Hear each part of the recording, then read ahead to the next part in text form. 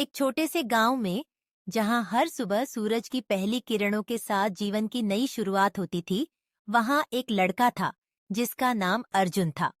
अर्जुन का सपना था कि वह एक बड़ा आदमी बने, लेकिन उसके पास साधन कम थे। उसका परिवार एक साधारण किसान था।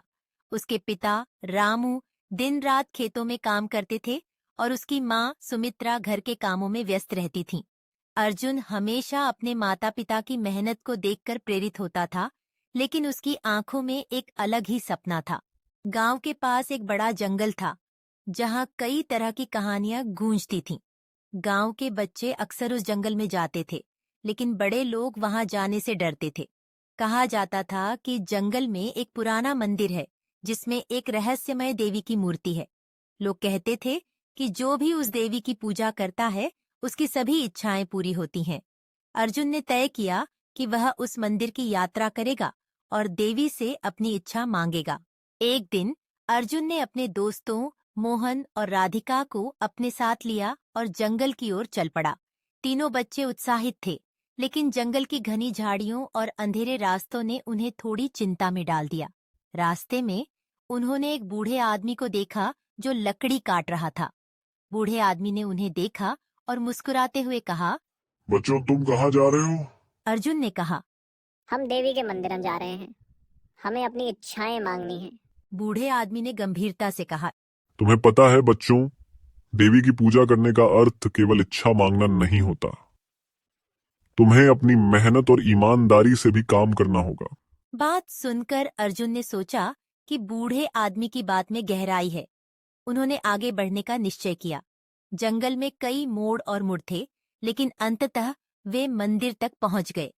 मंदिर पुराना था, लेकिन उसकी सुंदरता अद्वितीय थी। अर्जुन ने देवी की मूर्ति के सामने सिर झुकाया और अपनी इच्छा मांगी। हे देवी, मुझे बड़ा आदमी बनने का मौका दो। मैं अपने माता पिता का नाम रोशन करना चाहता हूँ। मंदिर में एक अजीब सी शांति थी। अचानक एक हल्की सी आवाज आई, मेहनत करो अर्जुन, अपनी मेहनत से ही तुम अपने सपनों को पूरा कर पाओगे। अर्जुन ने उस आवाज को अपने दिल में उतारा और वहां से लौट आया। उसने ठान लिया कि वह अपनी पढ़ाई पर ध्यान देगा और अपने सपनों को पूरा करने के लिए कड़ी मेहनत करेगा। गांव लौटने के बाद अर्जुन ने पढ़ाई में अधिक ध्यान देना शुरू किया। वह रोज सुबह उठकर खेतों में अपने पिता की मदद करता और फिर स्कूल चला जाता।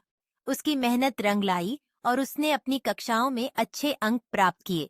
उसकी माँ और पिता उसकी सफलता पर गर्व महसूस करते थे, लेकिन अर्जुन को पता था कि यह केवल शुरुआत थी। एक दिन गांव में एक बड़ा मेला लगा। उस मेले में कई प्रतियोगिताएं होती थीं। अर्जुन ने निश्चय किया कि वह विज्ञान प्रतियोगिता में भाग लेगा। उसने रात रात भर मेहनत की और अपने प्रोजेक्ट को तैयार किया। मेले के दिन उसने अपनी प्रस्तुति दी और सभी को प्रभावित किया। अंततः वह प्रतियोगिता जीत गया। उसकी जीत ने उसे और अधिक प्रेरित किया। लेकिन इस बीच गांव में कुछ समस्याएं भी थीं। गांव के कुछ लोग पानी की कमी से परेशान थे। अर्जुन ने सोचा कि अगर वह विज्ञान की मदद से इस समस्या का समाधान कर सके, तो यह उसके लिए एक बड़ी उपलब्धि होगी। उसने अपने दोस्तों के साथ मिलकर एक योजना बनाई, जिसमें वे गांव के तालाब को पुनर्जीवित करने का प्रयास करेंगे।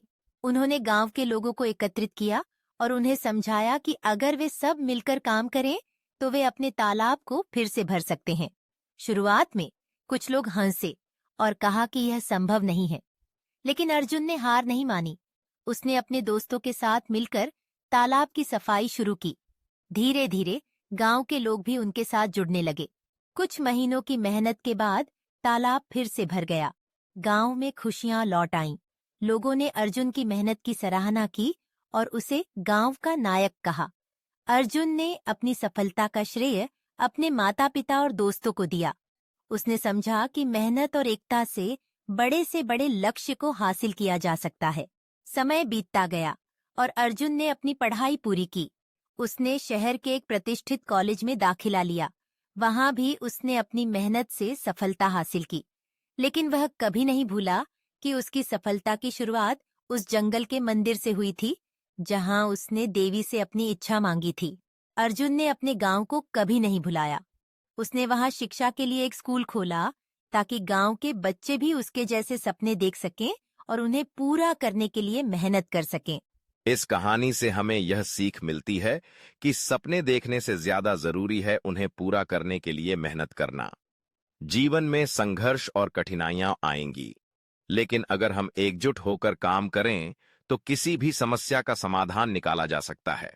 अर्जुन की कहानी हमें यह भी सिखाती है कि सफलता का असली मतलब केवल व्यक्तिगत उपलब्धियों में नहीं, बल्कि समाज के उत्थान में भी है।